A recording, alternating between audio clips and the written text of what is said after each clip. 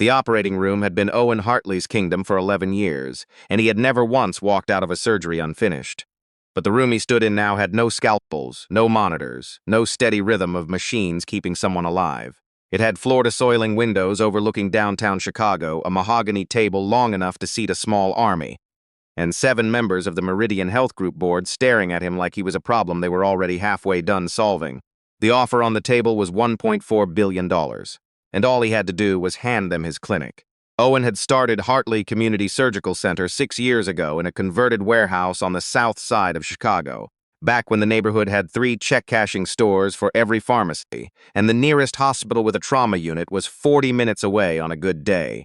He had done it with 2 other surgeons, a borrowed sterilization unit, and the kind of stubborn belief that either made men legends or broke them completely. His wife had still been alive then. She used to say he wasn't building a clinic, he was building an argument.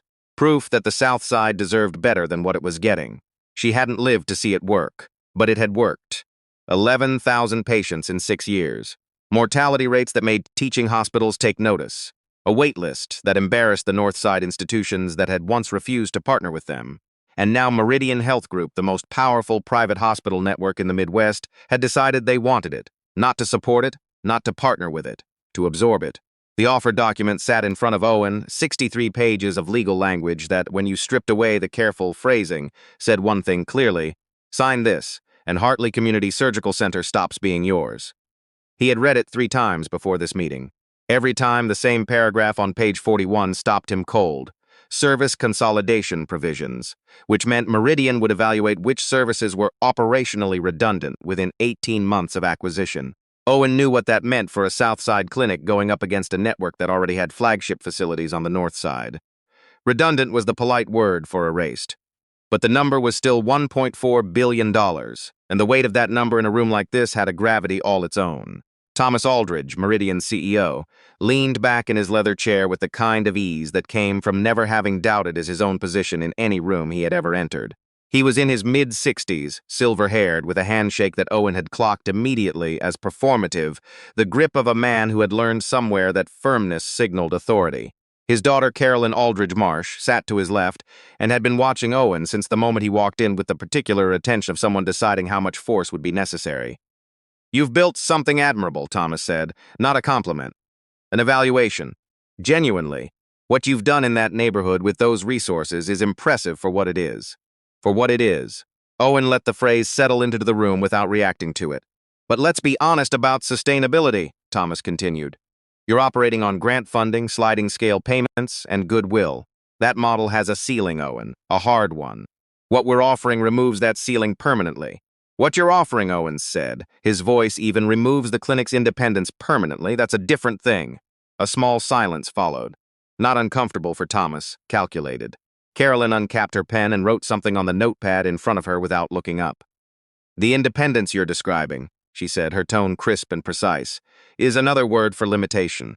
Independent clinics don't have Meridian's supply chain, Meridian's staff pipeline, Meridian's legal infrastructure. What feels like freedom from the inside looks like fragility from the outside." "My outcomes say otherwise," Owen said. "Your outcomes are exceptional," she replied, finally looking up. "We're not disputing that. We're saying they could be replicated at scale under our network. 5 more locations in underserved areas within 4 years, real expansion, not one clinic hoping the grants don't dry up." And there it was, the version of the pitch that sounded like generosity. Owen had been expecting it. He had even understood why some part of him wanted to believe it, because 5 clinics would mean 5 times the patients, 5 times the impact, everything he had told himself he was building toward. But then he thought about page 41, about the word redundant. About what Meridian's board would say in 18 months when they looked at the South Side location and compared it to their flagship facility in Lincoln Park and decided the numbers didn't justify 2 surgical centers within the same insurance radius. He thought about the 43 staff members who had stayed through the underfunding years. The head nurse who had turned down a hospital position 3 times because she believed in what they were doing. The 2 young surgeons fresh out of residency who had come to Hartley specifically because of what it stood for. And without deciding to, almost without noticing, his hand moved to his jacket pocket. His fingers closed around his phone and he pulled it just far enough out to see the lock screen. A photo of his daughter, Bea, 8 years old, taken last fall in the backyard, standing on a pile of raked leaves with her arms out like she was about to take flight, laughing at something he had said that he couldn't remember anymore. Just the laugh. Just the way her whole face went into it. Something steadied in his chest. He looked back up at Thomas Aldridge. "You're not buying a clinic," Owen said quietly. "You're buying a promise I made to a neighborhood that's been broken enough times already, and I'm not selling that." He closed the offer document. The sound it made was small but clean, and every set of eyes at the table lifted. Thomas's expression didn't change, but something behind it did, a recalibration. "You understand what you're walking away from?" "I understand exactly what I'm walking away from," Owen said and stood. He was in the elevator before the silence behind him fully settled. And in those 26 floors between the boardroom and the lobby, the weight of what he had done pressed against him steadily, not with the sharp edge of regret, but with something heavier and more complicated. Because it wasn't just his future in that document, it was his staff's, his patients. The 7 families currently on the surgical wait list who might not have another option within their insurance network if Hartley closed. And $1.4 billion wasn't abstract, it was real. It was the kind of number that solved problems people spent their whole lives not being able to solve. The lobby opened around him and he walked out into November air, gray and cold, Lake Michigan wind cutting through the financial district with no apologies. He stood on the sidewalk for a moment, just standing, letting the city move around him the way it always did, completely indifferent to whatever anyone had just decided in a room above it. His phone vibrated. A reminder from Bea's school. Parent-teacher conferences Thursday evening. He had put it in his calendar 3 weeks ago and then put a second reminder because he had missed the last one due to an emergency surgery, and the look on her face when he told her, not angry, just trying not to show she was disappointed, had stayed with him in a way nothing in a boardroom ever could. He put the phone away and started walking toward the parking garage. The drive back to the south side felt different in a way he couldn't fully name. Like the city's geography meant something more than it usually did. The skyline shrinking in the rearview mirror. The neighborhood shifting block by block. The clinic coming into view, still occupying that converted warehouse, still looking slightly improbable against its surroundings, still lit up at 3 in the afternoon because someone was always there, always working, always trying. He sat in the parking lot for a minute before going in. When he pushed through the front door, the receptionist looked up and immediately read something in his face that she didn't ask about, just nodded and said, "Dr. Chen is looking for you." And Owen nodded back and kept walking. He found Bea in the small office he kept at the back of the clinic, the one with the cracked window he'd been meaning to have fixed for 2 years, sitting cross-legged on the floor with her homework spread around her in a radius that suggested she had been there a while. His mother was supposed to pick her up at 4, but it was only 3:20, and apparently Bea had requested to wait at the clinic. She did that sometimes. She said it smelled like something important was happening, which was her way of saying she liked being close to where he worked. She looked up the moment she heard the door. "You're back early," she said. Meeting ended faster than expected. She studied him with the specific attentiveness of a child who had learned to read a parent's face in lieu of asking questions she sensed weren't quite answerable yet. "Did it go okay?" Owen crouched down to her level, glancing at the homework. Long division. She'd been stuck on long division for 2 weeks. "It went the way it needed to go," he said. She tilted her head slightly. "That's not really an answer." "No," he agreed, and sat down on the floor beside her, which made her look at him differently, because he didn't usually sit on the floor. "It's not." She handed him a pencil. "Help me with number 7. I've done it 4 times, and I keep getting a different answer." He took the pencil, he looked at the problem. He helped her with number 7, and for the next 20 minutes the boardroom didn't exist. The offer didn't exist. The $1.4 billion didn't exist. There was only the particular challenge of explaining to an 8-year-old why the remainder had to come down and not stay up. And the way she said, "oh," when it finally clicked. And the way that sound hit somewhere in his chest that no amount of money had ever reached. Later, after his mother had come and taken Bea home and the clinic had shifted into its evening rhythm, Owen sat in a meeting with his 2 co-founders, James Whitmore and Sandra Fitch, and told them what had happened. The silence that followed was different from the one in the boardroom. This one had texture. History. 6 years of shared decisions in it. James spoke first. "You said no." James exhaled through his nose. He was 52, methodical, a man who processed things visibly before he responded. "Owen, our next grant review is in 4 months. If it doesn't come through at the level we need. I know. We could lose the surgical wing. I know, James." Sandra, who had been quiet, leaned forward. "What did they say when you left?" "Nothing." Thomas Aldridge looked at me the way people look at something they've decided to put in a box later. Sandra absorbed that. She was the one among the three of them who had the clearest read on power structures, the one who had grown up watching her father get passed over for promotions he deserved and had turned that observation into a kind of precision.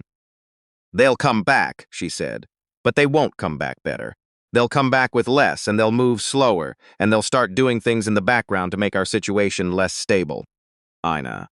Owen nodded. He had already started thinking about this. "They have board relationships with two of our grant funding organizations." "I know," Sandra said. "So we have maybe 90 days before we start feeling it." 60, she corrected quietly. James rubbed his face with both hands. "So what's the plan?" And Owen told them. Not everything, not yet, because some of it was still forming. Still taking shape in the part of his mind that worked on things without announcing it. But the core of it was real, and he had been holding it for 3 months without knowing what it was for until now. A partnership he had been quietly developing with a consortium of community health foundations that, together, represented more stable long-term funding than any single acquisition could provide.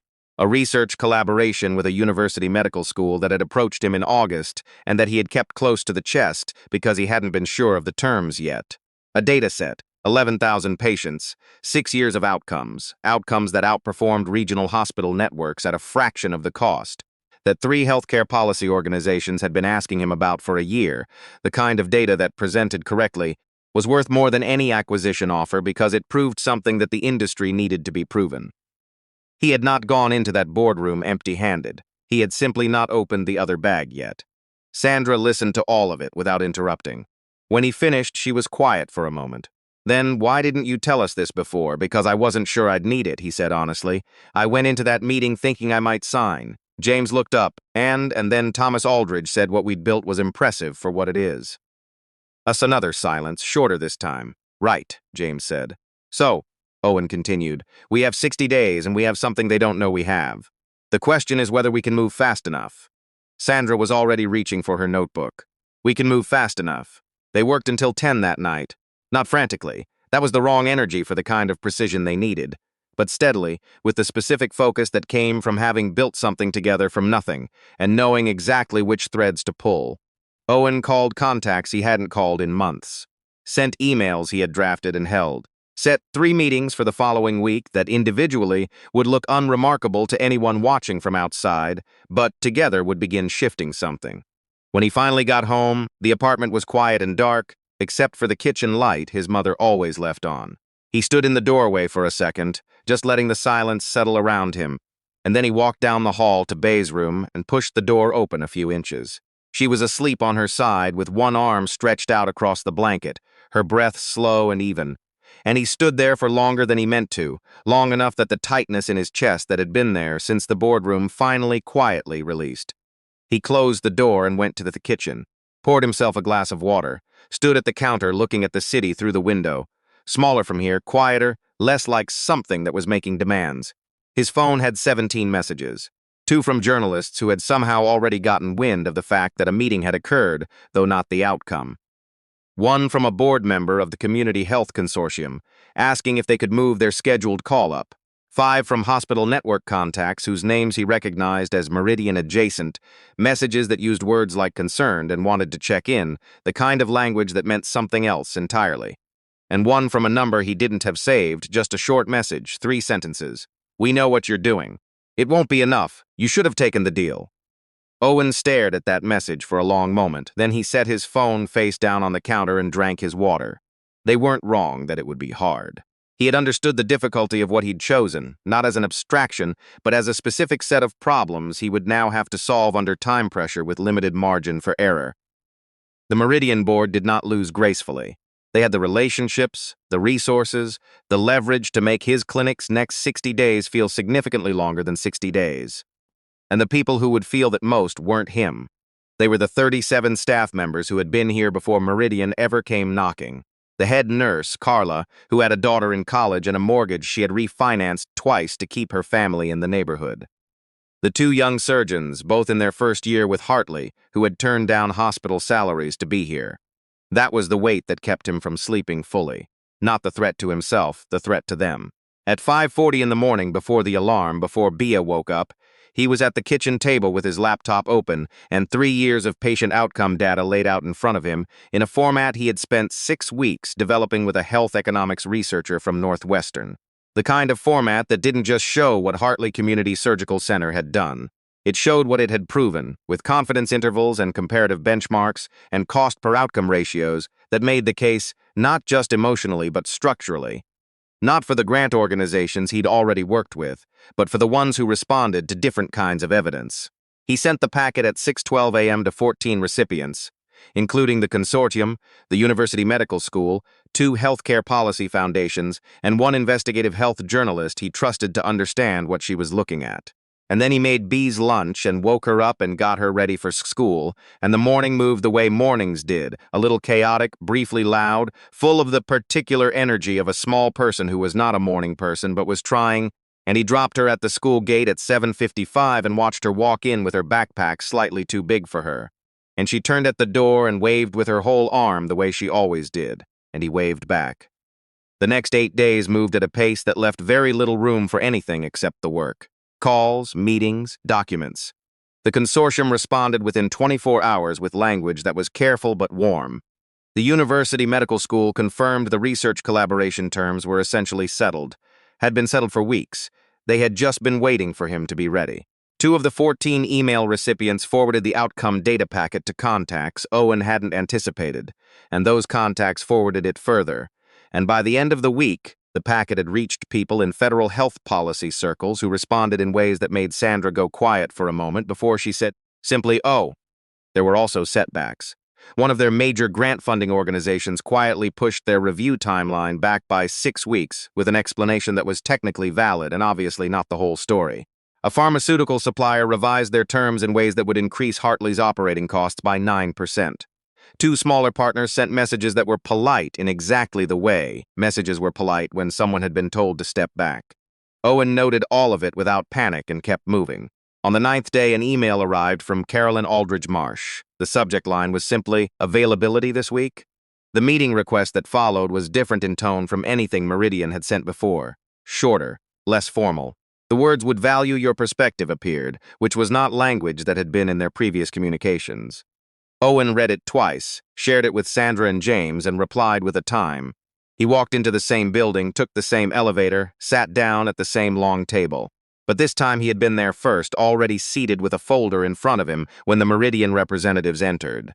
There were fewer of them this time. Thomas Aldridge, Carolyn, and 2 others Owen recognized as the board members most involved in the operational side. No attorneys. The room felt different for it. Thomas sat down and looked at Owen with an expression that was not quite what it had been before. Still controlled. Still the manner of a man accustomed to owning the atmosphere in any room he occupied.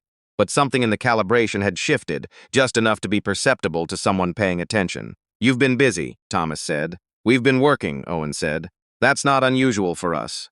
Carolyn placed a copy of the outcome data packet on the table. His packet.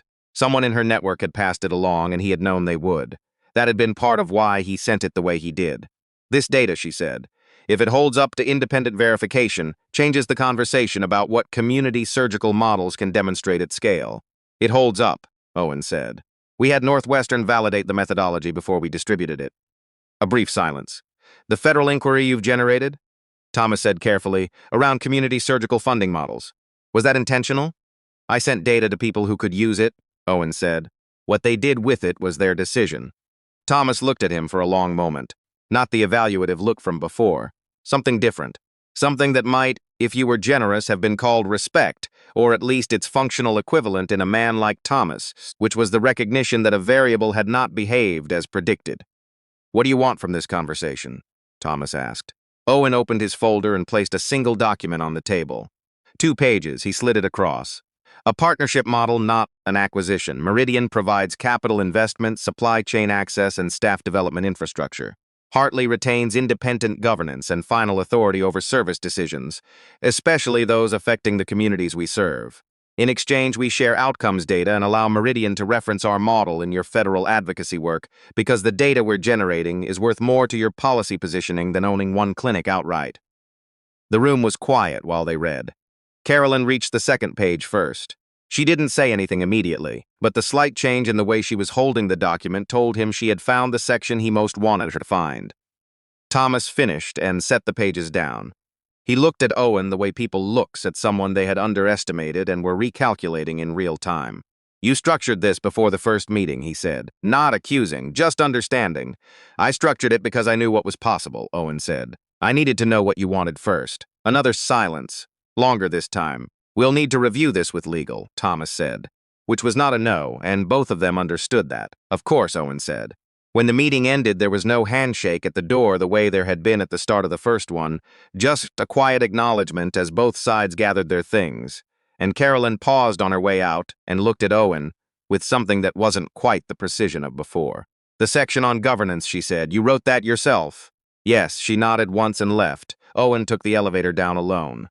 On the sidewalk outside, the November air was still cold, still carrying Lake Michigan across the whole of the downtown grid, still indifferent to whatever anyone had just decided above it.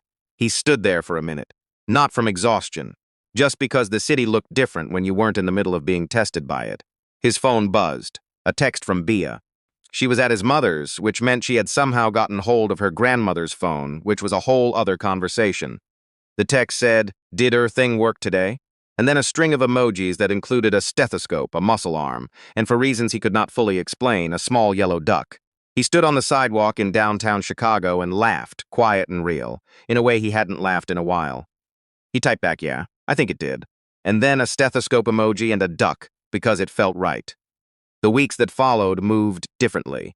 Not without difficulty, there was nothing about building something honest in a system built on leverage that ever fully lost its friction, but differently. The partnership terms with Meridian went through 2 rounds of revision before landing somewhere that Owen and Sandra and James agreed on, terms that preserved what mattered and accessed what was useful, without giving up the thing that couldn't be replaced. The federal interest in community surgical outcomes generated a process that was slow and bureaucratic and genuinely promising, the kind of promising that meant the work would still be happening in 10 years in ways you couldn't fully predict yet. The grant review came in at the level they needed. Not because the pressure from Meridian had disappeared, but because the data packet had changed what reviewers were looking at. Carla, the head nurse, who had been watching everything from the hallway of her own life for 3 weeks without asking any questions Owen wasn't ready to answer, came into his office one afternoon and said, "I'm guessing we're okay." And Owen said, "I think we're more than okay." And she nodded in the way of someone who had held tension for a long time and was now allowing herself to set it down.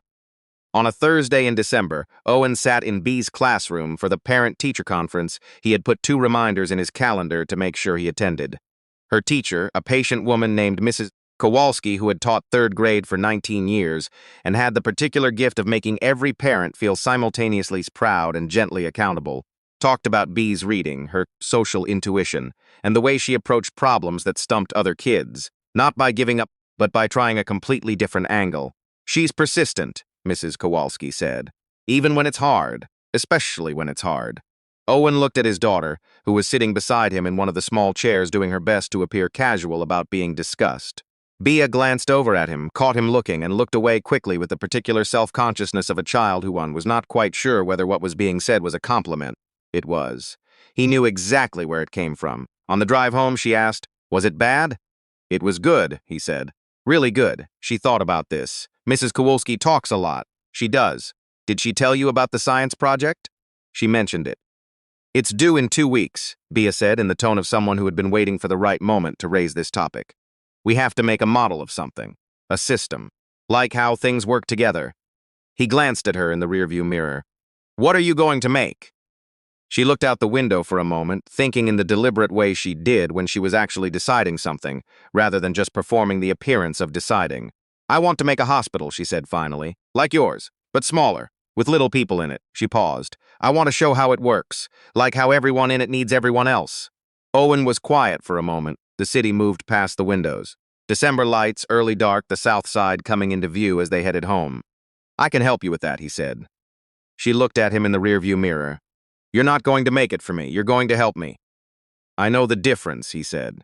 She considered this and apparently decided she believed him because she turned back to the window and said, "Okay," in the settled tone she had when something was decided. They drove the rest of the way home in a comfortable quiet, the kind of quiet that didn't need to be filled. The kind that only existed between two people who had learned how to simply be in the same space without the pressure of it. He parked and she was out the door before he'd finished turning off the engine, already fishing for her key in her backpack, already half thinking about something else. He sat in the car for just a moment longer, long enough to feel it, the specific weight of the last 6 weeks, settling into its proper place, not erased, not minimized, but resolved into something he could carry without it pulling him sideways. The right decision hadn't been the easy one, and it hadn't made everything simple, and he had known it wouldn't, and he had made it anyway. Not from stubbornness, not from pride, but because some things only held their value if you refused to let them be bought. He had built something that the people on the south side of Chicago needed, and he had protected it, and he was still standing in the same place he had started, just more clearly with a better understanding of what the foundation was actually made of. Bee's face appeared at the car window, right next to his, fogging up the glass a little. With her breath, she knocked twice, impatient and amused. "Dad, come on." He got out of the car.